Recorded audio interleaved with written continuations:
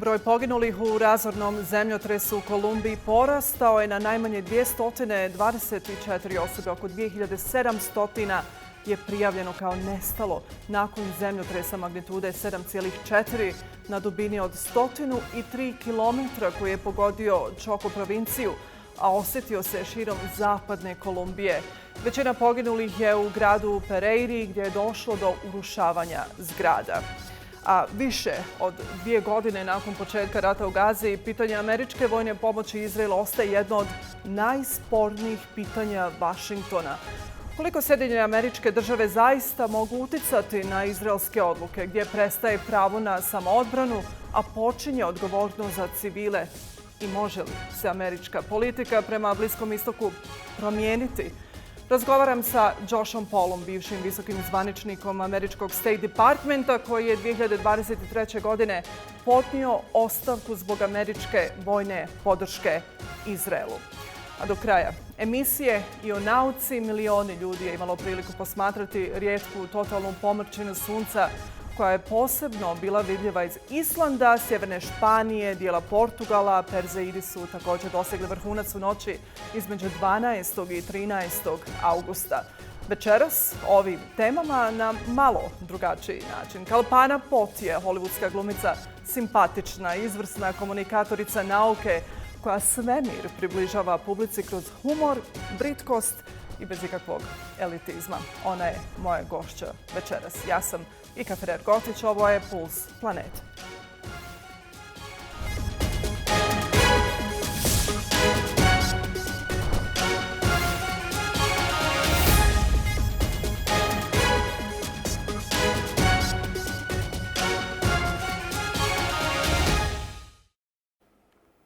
Broj poginulih u razornom zemljotresu u Kolumbiji porastao je na najmanje 224 osobe, dok ih je više od 570 povrijeđeno. Saopćili su to mediji. Na snazi je vanredno stanje. Broj poginulih najvjerovatnije će dodatno rasti jer se smatra da je veliki broj osoba zarobljen pod ruševinama. Oko 2700 osoba prijavljeno je kao nestalo nakon zemljotresa magnitude 7,4 na dubini od 103 km koji je pogodio Čoko provinciju, a osjetio se širom zapadne Kolumbije. Većina poginulih je u gradu Pereiri gdje je došlo do urušavanja zgrada. Spasioci iz više zemalja su na terenu, a lideri širom svijeta poslali su i poruke solidarnosti. Naišli smo na nekoga koji je dozivao pomoć i, nažalost, akcija spašavanja je trajala jako dugo. Uspjeli su ga izvući prije nekoliko trenutaka, ali je već bio mrtav. Čuli smo ga prije 9 sati, a tek je sada izvučen. Kažu da su prije samo trenutak izvukli živu djevojčicu, a jutros je neko spašen iz stana na uglu. Djeca su najviše pogođena ovom situacijom, jer mi odrasli ne znamo kako da reagujemo, pa onda zamislite djecu. Trenutno pokušavamo dobaviti hranu, vodu i prije svega pokušavamo da postavimo ljude na teren kako bismo mogli da budemo sa djecom i uspostavimo nešto što nazivamo prostorima prilagođenim djeci. To su prostori gdje se djeca, ako su izgubila roditelje ili ne znaju gdje su, mogu okupiti, imati prostor za aktivnost i igru, da ponovo postanu djeca, jer su ovakve situacije veoma zabrinjavajuće za njih. Dakle, znamo da će nam dobrobit djece biti prioritet broj 1 u narednih nekoliko sati i narednih nekoliko dana. Sirijski sud osudio je na smrt svrgnutog predsjednika Bašara al-Asada. Nekoliko bivših zvaničnika nakon što ih je proglasio krivim za zločine, uključujući ubistvo s predumišljajem, mučenje, proizvoljno pritvaranje, zločine protiv čovječnosti. Sudici su prisustvovali predstavnici međunarodnih pravnih i humanitarnih organizacija kao i porodice žrtava. Sud je Asada proglasio krivim za zločine protiv čovječnosti i druga krivična djela, navodeći da je on kao najviši donosilac odluka imao ulogu u usmjeravanju državnih institucija umješanih u kršenja prava. Podsjećamo, al-Asad je nakon svrgnuća u decembru 2024. godine pobjegao u Rusiju gdje i sada boravi. Diverzija kao u filmu. Zbog prijetnji, navodno porijeklom iz Teherana, Donald Trump napustio je NATO summit prije nešto više od mjesec dana na drugom avionu, iako ga je javnost vidjela da se ukrcava na službeni. Takvi potezi nisu neobični za svjetske lidere. No ovaj put Bijela kuća nije obavijestila novinare koji putuju na predsjedničkom avionu da predsjednik ipak nije sa njima, što je svaka prethodna administracija rutinski radila. Detalje donosi moj kolega Ermin Mehanović. Jul 8. 2026. Nakon što je na NATO samitu poručio da opet želi Grenland, nazvao merhaba askerima i saopćio da je mir sa Iranom propao, predsjednik Sjedinjenih država Donald Trump ukrcava se u avion i leti za Vašington. Ipak ne. U avion se ukrcao, ali poletio nije. Nakon mahanja domaćinu i medijima, Trump se iz aviona prebacio u kamion za dostavu hrane, koji ga je odvezao do drugog vojnog aviona, koji je poletio ka Ujedinjenom kraljevstvu. Ja slušam tajnu službu i vojsku. Željeli su da idem na drugi let. Drugi avion znači sigurnost. Željeli su da to uradim, pa to sam i uradio. Radim ono što kažu. Pretpostavljam da je postojala neka prijetnja. Nisam baš previše pitao o tome. Ja dobijam mnogo prijetnji. Okolnosti prijetnje koja je primorala američke sigurnosne snage na ovaj potez nisu jasne. Ipak analitičari smatraju da diverzija nije napravljena za publicitet, jer o ovakvim potezima odlučuju stručni ljudi sa samog vrha sigurnosnih struktura, ne političari. Iako su okolnosti nejasne, među prvim osumnjičenima nalazi se Teheran, koji ima najjasniji motiv. Washington Post je objavio da je diverzija Bijele kuće učinjena zbog iranske prijetnje atentatom. Dok je Trump bio u Turskoj, američka vojska izvela je niz velikih udara odmazde protiv Irana. Najmanje jedan demokrata u Senatu zatražio je sastanak u Kongresu kako bi saznao više o operaciji. Iz Irana nisu zvanično komentarisali navode. Ipak, iranske medijske kuće povezane sa tamošnjim režimom provocirale su potez Bijele kuće, nazvavši ga kukavičkim bijegom u kamionu za catering. Ne vjerujem Iranu. Ja nisam osoba koja vjeruje drugima. Stalno su mi lagali. Mi imamo potpunu kontrolu nad Hormuškim moreuzom. Oni nemaju kontrolu. Mi imamo potpunu kontrolu. Mi ga posjedujemo. U jednom trenutku možda će nešto pokušati učiniti, a onda ćemo ih raznijeti. Trenutno smo u vrlo dobroj poziciji. Imamo zemlju koja je bila siledžija Bliskog istoka 50 godina. Sada to više nisu. Potezi poput mijenjanja aviona nisu neobični za američke predsjednike. 2000. godine Bill Clinton odletio je iz Indije u Pakistan neobilježenim avionom. 3 godine kasnije George Bush kazao je da će Dan zahvalnosti provesti u Teksasu, da bi se na taj praznik pojavio u Bagdadu. 2023. godine Joe Biden tajno je otputovao u Ukrajinu sa samo jednim novinarom i fotografom. Međutim, svi ti slučajevi razlikuju se sa ovim u jednoj važnoj stavci. Administracija Donalda Trumpa jedina nije obavijestila novinare na predsjedničkom avionu da predsjednik nije sa njima.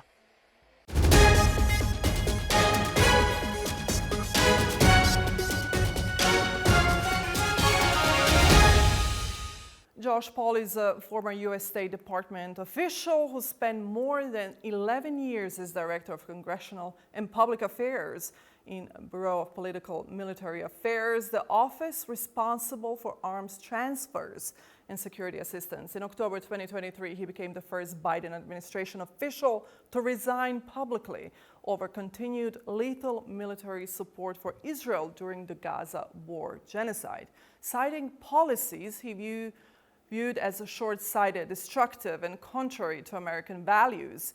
He previously worked on security sector reform in the West Bank, including a year in Ramallah and Iraq.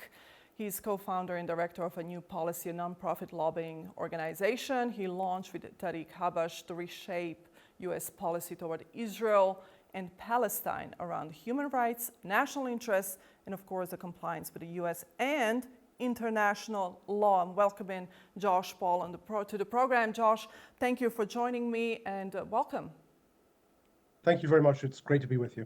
Thank you. Thank you. You spent over a decade inside a system that transfers U.S. weapons, and this is something that it's not talked about enough. Now, at what precise point after October 7th did you conclude that the moral compromises you had previously accepted were no longer tenable, acceptable, and what specific internal conversations or absences of debate crystallized really that decision you made? So I had certainly known for a long time, including as I went into my job in the Bureau of Political Military Affairs at the State Department, that there would be a need for moral compromise. But I had always felt that by being part of the discussion, by being part of the debate, And by being a part of the arms transfer approval process, I could bring a voice, I could bring a perspective, and could push for a greater addressing and inclusion of human rights in US security assistance and arms transfers. That space for conversation was there under previous presidents, under Obama, under Trump in the first administration. It went away under Joe Biden entirely when it came to the question of US military assistance to Israel. And so it was both a combination of the amount of harm and suffering that we could see. By the time I resigned on October 18th, there were already 3,500 people who'd been killed in Gaza, all of them at that point with US weapons, and the closing down, the shutting down of the space within government for a conversation about whether this was the right approach. And I thought that there was an important conversation to be had. If it couldn't be had within government, then it should be had by the American people. But to bring it to them, I had to resign. You said in October 2023, quite maybe a week or two after the October 7, in your resignation letter and subsequent writings, you condemned the Hamas attack as a monstrosity, but you also argued that unrestricted U.S. arms support for Israel's response would produce deeper suffering for both people and undermine American interests. How do you respond to critics, for example, who say this framing effectively equates the two sides or underplays Israel's right to self-defense? So I think the first place that we have to look for that question is international law, which applies to, both to state parties and to non-state actors. And at the end of the day, violations of human rights, the use of force, the killing of innocent civilians has to be addressed, whether it is being conducted by an adversary of the United States or its partners, or by a partner of the United States. And so I think the starting point here is the simple fact that every human life has an equal value, and every human life deserves justice, accountability, and safety. And I think at the end of the day, that has been missing from a lot of the approach that the United States has taken in its relationship with Israel, that we seem to prize Israeli life, as we should, but then at the expense of Palestinian life. And of course, as many people as Hamas killed on October 7th, 10 times that number have now been killed. In fact, almost 100 times that number have now been killed by Israel in Gaza. So I think that this is simply a question of the actual equivalence of human life. I don't see that there is at all a contradiction there. You mentioned the equality of every life, of all human life. Was it even mentioned in the conversations behind the scenes? Was international law mentioned behind the scenes? I'm trying to get into the conversations that were held behind those scenes. What was the moment when you said, okay, nobody's listening to me and nobody understands that we have to uphold international law and the value of human life? So I think that a mistake that we often fall into, particularly here in Washington, D.C., as policymakers, is to imagine the world as a chessboard, and we are just moving around the pieces. And, I think that the foreign policy of the United States can often be very disconnected from the impact that it has on the ground. And because I've served overseas in the West Bank, in Iraq, I've seen very up close and very personally how, what seems like a straightforward decision in Washington can have vast effects on human beings and cause, immense suffering. And I think that, so the human factor, I think, was greatly missing and remains in many cases greatly missing from those who are just talking about, partnership loyalty and, maintaining the status quo around the Middle East, but also around the world, without recognizing the harm that can be done. For my part, on October 8th, I actually wrote to colleagues in the State Department at senior levels and said, look, before we start just opening the floodgates with weapons to Israel, let's consider two things. First of all, that our approach for decades has been premised on security for peace, and that has failed. It is clearly not providing either security or peace. But second of all, that we've seen conflicts between Israel and Gaza, many times in the past, 15, 20 years, and we've seen a lot of people getting killed, a lot of innocent civilians. So before we jump into that again, can we please pause for a moment and think about whether this approach is the right one? And I received absolutely no response to that entreaty. No response, that is a day after October 7. I want to talk about a time when you lived and worked in Ramallah, in the West Bank. for roughly a year on security sector reform with the U.S. security coordinator. What specific or concrete experiences of checkpoints? Now I'm wondering what you've been through, what was going on the ground. Want to talk about those checkpoints, settler infrastructure, water disparities, for example, and daily movement restrictions most fundamentally altered your earlier assumptions about the security for peace logic, for example, of Oslo. So I think, first of all, so my role in the West Bank was to work with the Palestinians on security sector governance, and also as part of a team to be a liaison between the IDF and the Palestinian security forces. And so in that capacity, I both lived in the West Bank and, of course, drove on a daily basis, but with diplomatic plates, but through the checkpoints, you can always see the blue swimming pools of settlements up on the hilltops and the dry, desiccated olive groves down in the valleys. This is something that you encounter a lot. One particular story that stuck with me was a Palestinian couple, one from East Jerusalem, the other from the West Bank, who built a relationship together, but the man who was never, the husband, was never allowed to visit his family, his wife's family in East Jerusalem. He had grown up in the West Bank, had looked down the hills, and you can see in the distance the Mediterranean, but had never been able to get to the beach. And when they announced their engagement, their motto was love across walls.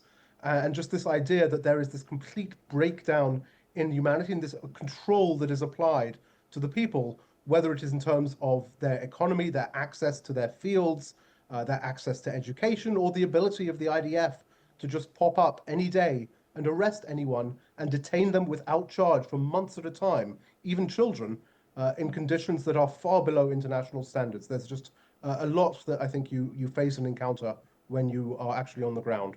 The world had the chance and still has the opportunity to see about the settler violence and displacement in the West Bank. And it has intensified since October 2023. Now, from your time on the ground and your current advocacy, how do you access the relationship between U.S. military assistance, Israeli illegal settlement expansion, and the rise in attacks on Palestinian communities and property? So, first of all, when we talk about American security assistance and arms transfers, under American law, we are only allowed to provide weapons to countries for certain purposes, which include legitimate self-defense, contribution to UN peacekeeping operations, countering weapons of mass destruction. The continuation of what is now, decades of an illegal occupation are not a purpose for which US weapons are allowed to be provided. So we are already, in that sense, in breach of our own law. But we also have, because of our security relationship with Israel, an immense amount of leverage that we could apply if we wanted to, in terms of the funding we provide to the IDF to buy American weapons, in terms of the weapons themselves, and in terms of, the diplomatic shield that we provide Israel, and economic shield that we provide Israel around the world. So, I think that there are a lot of tools there. The problem is, at the end of the day, one of accountability. All of us, particularly if you're a parent, that the best way to learn, the best way for children to learn is from the consequences of their own actions. The challenge is that the United States has shielded Israel for decades now from the consequences of its own actions. So settlers act with impunity. IDF soldiers in Gaza act with impunity. The government of Israel acts with impunity, in part because it knows it can get away with it, or they know they can get away with it, but in part because they've never faced any consequences. And that is on the US to address. And a new policy where you co-chair as well, stated goals include ending US support for settlements and using American leverage for a just peace. A very simple question for you, Josh. Do you think peace, long-lasting peace, is possible? Yes, I do believe that peace is possible. I don't know that I can frame for you exactly what that peace looks like from where we sit right now. You hear a lot of people now talking about a two-state solution, about a one-state solution.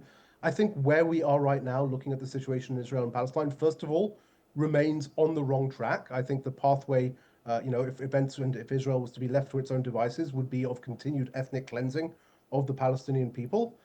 So I think where we are now, I can't tell you what that peace looks like, but I think our job has to be to move the situation into a place from which realistic pathways can emerge. That is what has to happen, and that's what our focus needs to be. but I do believe that peace is possible and achievable.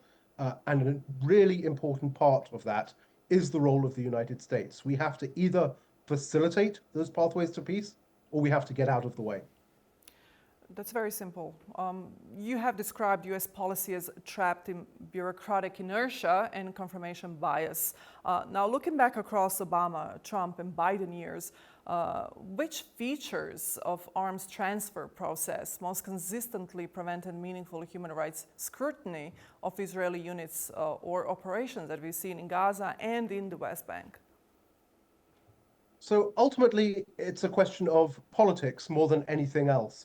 You know, for decades in the United States, senior US officials have been afraid to be critical of Israel publicly, even when behind closed doors they are well aware of Israel's violations of human rights and of errors in American foreign policy approach to Israel because of the consequences for their careers. And I've heard this directly from senior US officials that, I can speak up when it comes to human rights in that country, in that region, but I can't do it on Israel because it's not worth the political cost and the career cost of doing so. That is beginning to change, but I do think that it's been the impossibility of having a public debate, and particularly of people who want to be leaders in government, whether as politicians or as policymakers, from having that debate that has prevented us from getting to any better solutions. The politics get in the way of the policy, and that's what a new policy is here to address. We're here to fix the politics so that better policies have the space to emerge.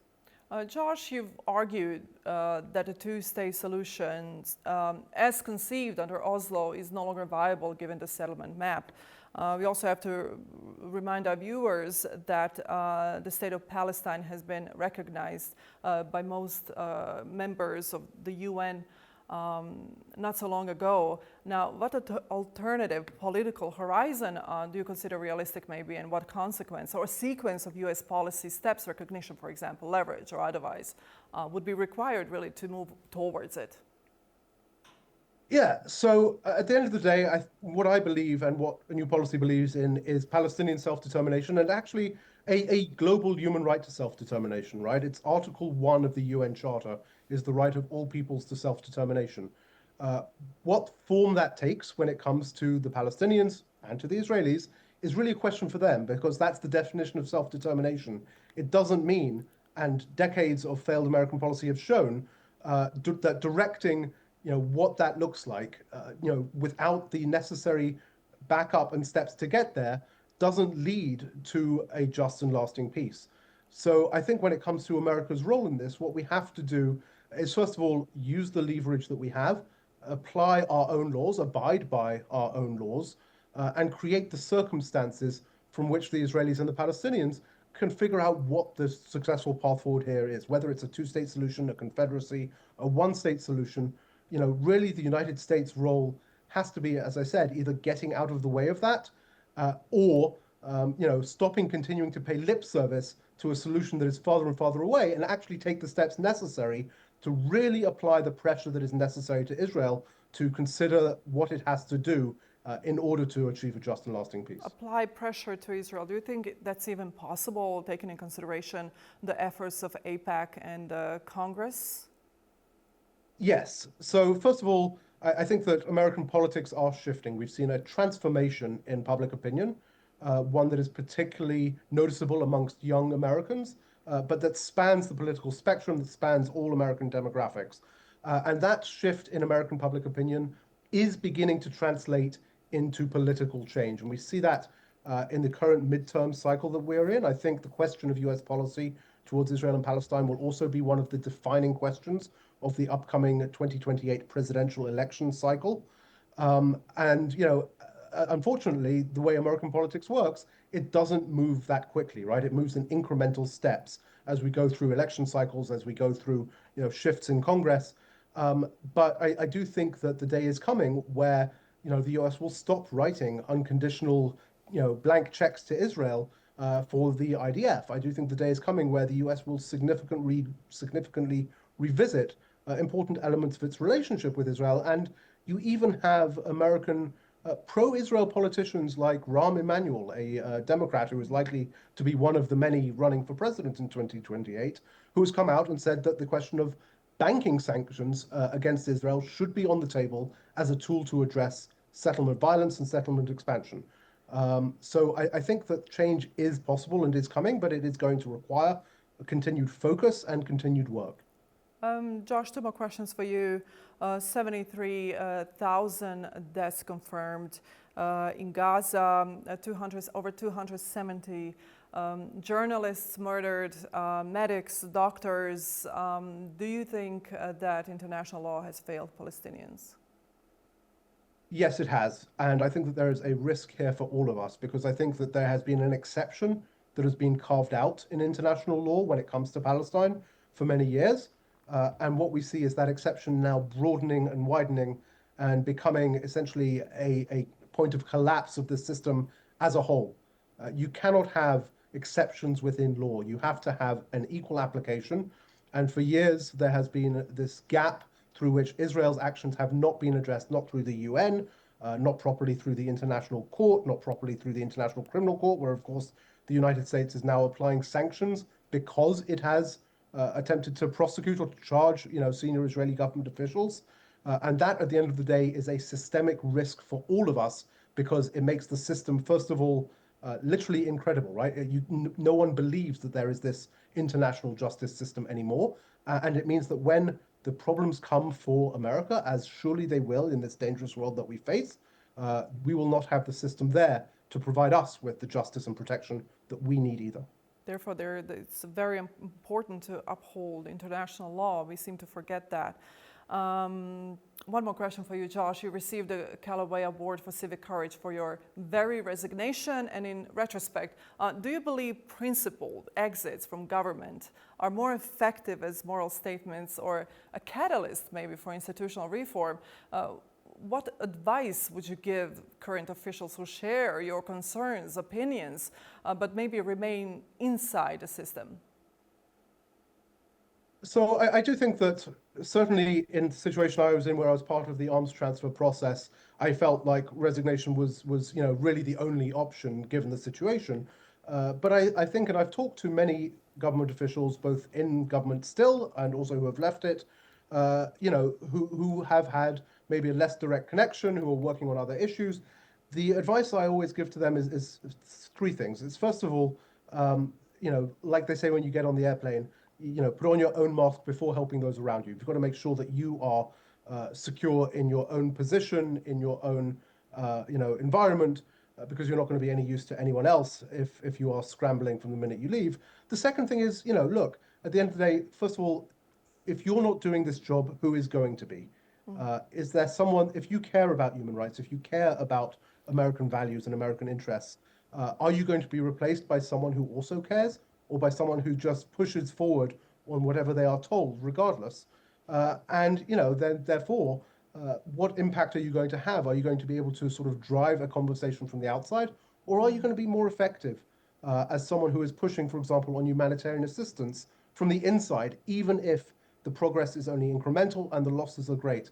I think that's the sort of question that all of us ask ourselves throughout public service. Everyone in government, faces, I think, some degree of these moral quandaries.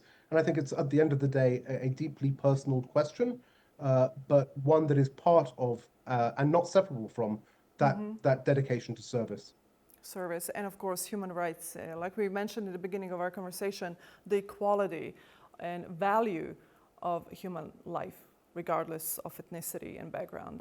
Josh, I want to thank you for joining me, and I want to thank you for sharing these details and analysis on these very important questions. Thank you very much indeed for having me. Thank you, Džoš Pol. Join me from Washington. Stay with us.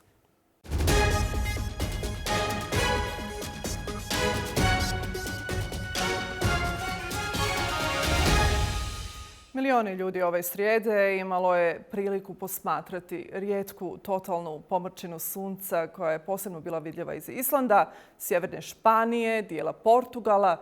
U Španiji se pomrčina dogodila neposredno prije zalaska sunca, stvarajući spektakularni prizor. Djelimična pomrčina bila je vidljiva širom Europe, sjeverne Afrike, Kanade i dijelova Sjedinjenih Američkih Država.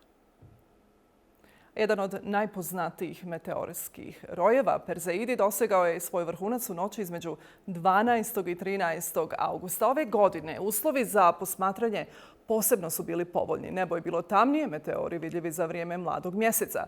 Posmatrali su se nakon ponoći daleko od gradskih svjetala. Perzeidi nastaju kada Zemlja prolazi kroz ostatke komete Swift-Tuttle, a mogu proizvesti i do 150 meteora na sat.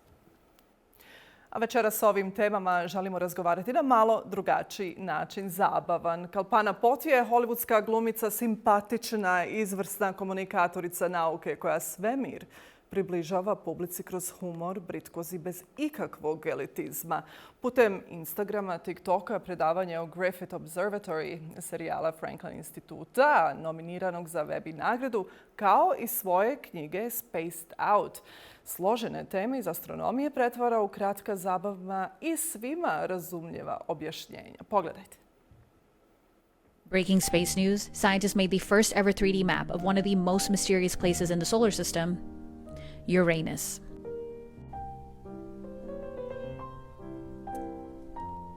We're gonna get through it. Using JWST, they probed, haha, into Uranus for 15 hours. Ouch. The telescope mapped the ionosphere, the electrically charged upper atmosphere where auroras form. And that's where things got weird. Better get that checked. Scientists found that the hottest part of Uranus's upper atmosphere isn't where most of the charged particles are, contradicting existing models. And even more weird, Uranus has bright auroral regions separated by a dark zone. Why so much strangeness? Because this planet is weird as fuck. Uranus is tilted on its side at 98 degrees, and its magnetic field is tilted by another 59 degrees. In other words, its fucked up magnetic field creates an incredibly complex space environment that scientists are finally giving a shit about. So it's kind of like women's health. Using JWST, they probed, haha. Using JWST, astronomers spent 15 hours watching, Jesus Christ.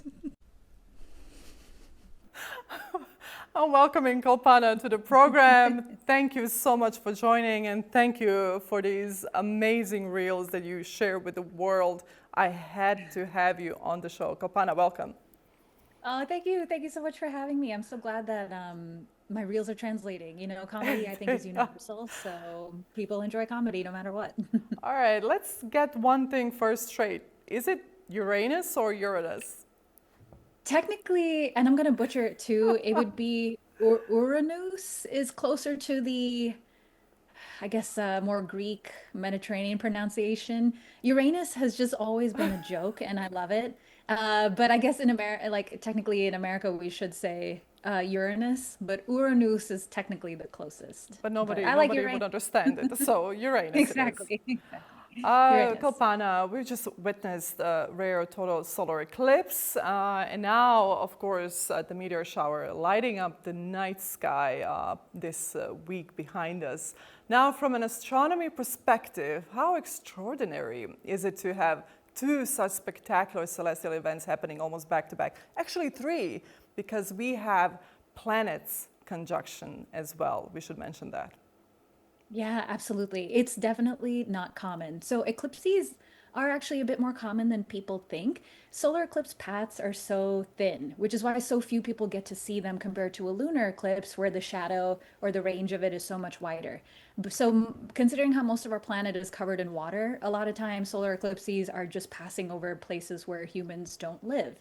And so when they happen, they're amazing, but they sound more rare than they actually are. However, for that to coincide with a meteor shower, I don't recall in my lifetime the last time that happened. I guess I could double check and see, but it's not. It works out so well because you need a new moon to have a solar eclipse. A new moon is when the moon isn't lit up at all. Like you wouldn't see it in the sky because the sun is behind it.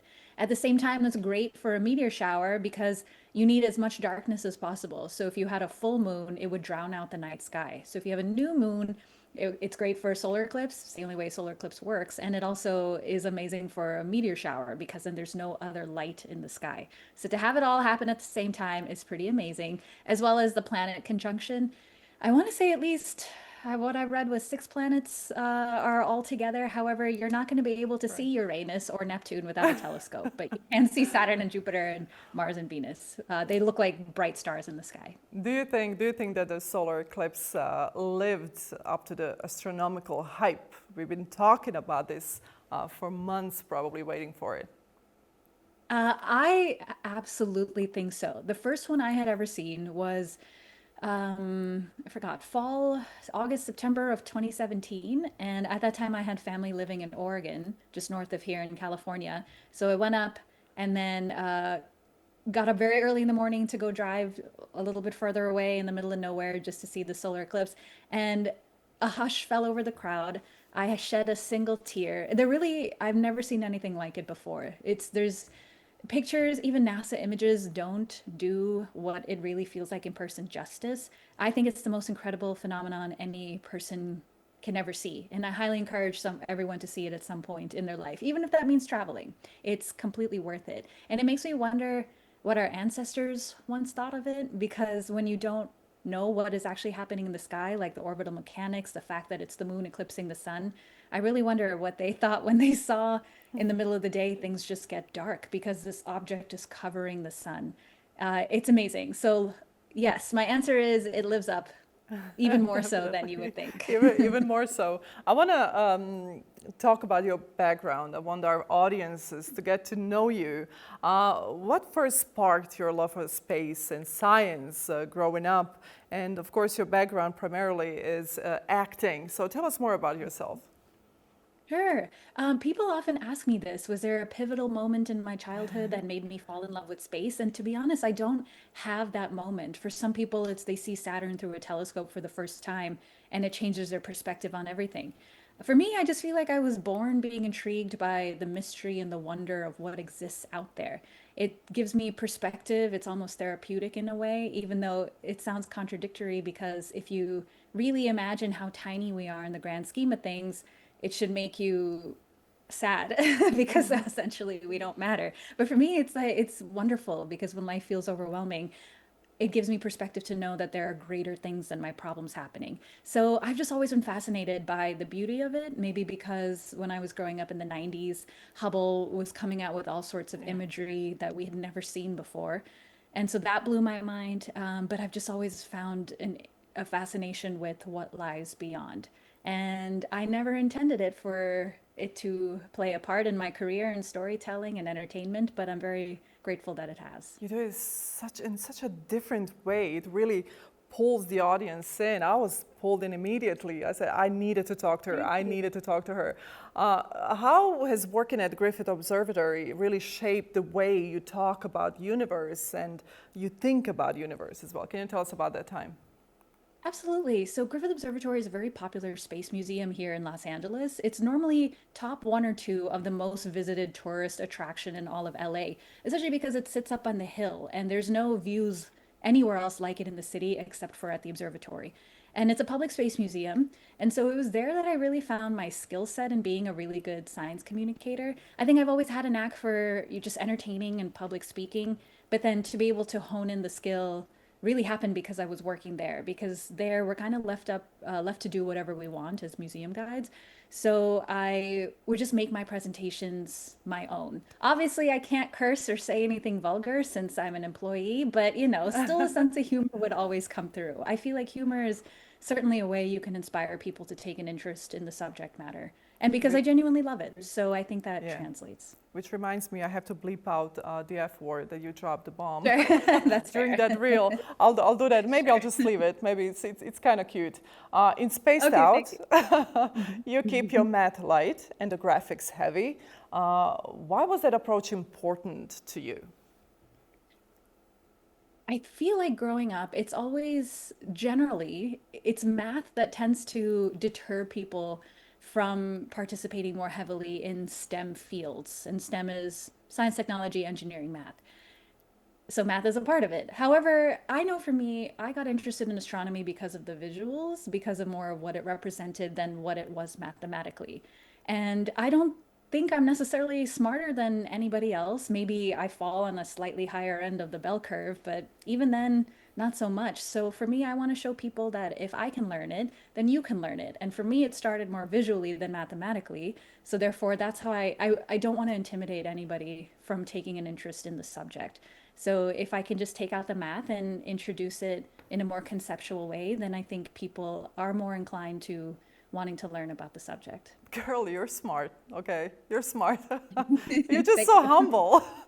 You often mix current space news. I want to talk about SpaceX and what happened the other day when the partial rocket hit the moon, and it was an incredible thing to happen in our time. Yeah. And you often mix these current space news into your videos. How do you decide really what's worth covering? That's a very good question. That has evolved so much over time. So recently, in like the past 6 weeks, is when I really started to change my approach to these videos. Hence the Uranus video, and like just more dry humor. Comedy is taking more precedence than the actual selling of the information. And so it's gotten kind of difficult because I'm like, there's a lot of space news that comes out regularly, but I look through it and read through it and I'm like, I can't find any humor or metaphors in this. So I have to just like pick them based on what I think I can put a joke in. However, there are major instances like that where I can't not cover it. That's a big deal. For the first time, an artificial object has crashed into the moon. And there's both sides to the story, because as terrible as that sounds, like we're littering the moon, which also isn't the first time. When the Apollo missions happened, they left behind a lot of crap that they couldn't bring back with them. So it's not the first time we've left something on the moon, but the fact that there's just this rogue rocket flying around because it didn't have enough fuel to come back to Earth and it just hit the moon is insane, that humans are so like careless and destructive. But at the same time, scientists found some positivity in it because it was the first time they knew everything about the object that crashed into the moon. So therefore, they could just understand the physics more. Because prior to that, it's always going to be little meteorites, asteroids that are impacting the moon, hence all the craters. And we don't know what the mass of those objects are ahead of time. So the fact that we know this one just allows us to understand the moon's composition better. Because as we're going to progress to landing people on the moon more permanently, it eventually building a base so we can go to other objects in the solar system, lunar landing becomes ever more important. So And the hopefully- more, so at this stage, yeah, sorry. No. And hopefully not polluted. Yeah, that's the thing. We just can't help but just leave our crap everywhere. But I would like to think maybe down the line when we have more of a permanent presence on the moon, there'll be a much more back and forth so we can just bring back a lot of the litter. Hopefully. I doubt that'll happen, but we can hope. I always think about Elon Musk saying, we have to move to Mars. We need a new planet because this one's already used. It's already in trouble. And I'm thinking we are going to do the same thing to that planet as well. Why don't we clean up our own planet? It's the most beautiful planet in the solar system. Kalpana, what role do you think science communicators like yourself play in pushing back against the rising anti-science sentiment that we see not just on social media, but amongst politicians, amongst media people even? What is happening? I still don't understand where all of this push to anti-science is coming from, because like we live the way we do today because of science and technology. They all go hand in hand. So the fact that people are backlashing against it is just, it blows my mind. And it goes to show you that education is the most important thing, and a lot of people don't have it properly. So luckily, in a way, there are people like me who are science communicators trying to make it more accessible to people. A part of the problem too, I kind of have reasoned with, was that, like I said before, like math being intimidating, I think a lot of people were either put off by someone who was kind of a jerk to them growing up, like a really arrogant professor or teacher who just made them feel dumb for asking questions. And so I think people get put off that way, and then they go into the other extreme of being anti-science almost as a rebellion. And so my approach to making space accessible is for that reason alone, is because I don't ever want to deter someone from learning the subject. Yeah, Such a beautiful thing. Thank you. Trying, it's tough, and understandably so. I think some of the people, even I know personally, who have PhDs, they can be very arrogant, but it's just like it's something so precious to them, and maybe they have some weird personality disorder. I don't know, but I know a number of people like that, and I'm like, you're doing a disservice to your own Yeah, you can have a community and your own PhD subject. and the knowledge, but if you can't transfer that knowledge to someone, then I don't know what the point is of PhD. Right, exactly. Right? I still have one more question for you, Kalpana. What's one everyday moment that still makes you stop and really feel connected to the cosmos? You know, even though I live in LA, one of the most populous cities in the world, I still get to see a couple of stars and planets every night. I get to look through a telescope a couple of times a week, and that's all I need to remind me of what's out there. You know, information is literally at our fingertips, and I think that can be a beautiful thing or an evil thing, so use it wisely. But, you know, I can learn about space anytime I want, and I think that's pretty incredible. That is incredible. I can't wait to see what's next for you, and I can't wait for your new reel to come out. Actually, I'm sitting and waiting for it to come out. Kalpana, yay, that makes me so happy. I really Thank am. you. I really am. I'm not joking. Thank you. Thank you so much for taking time to talk to me about this. Thank you for making everyone feel included in your community. Like you said, it just, you know, takes a human to really talk about things, for all of us to understand, to feel included and not feel dumb all the time when we talk about science. Absolutely. So I want to thank you, Kalpana, for doing that. Of course. Thank you so much for having me. Truly, it was a pleasure.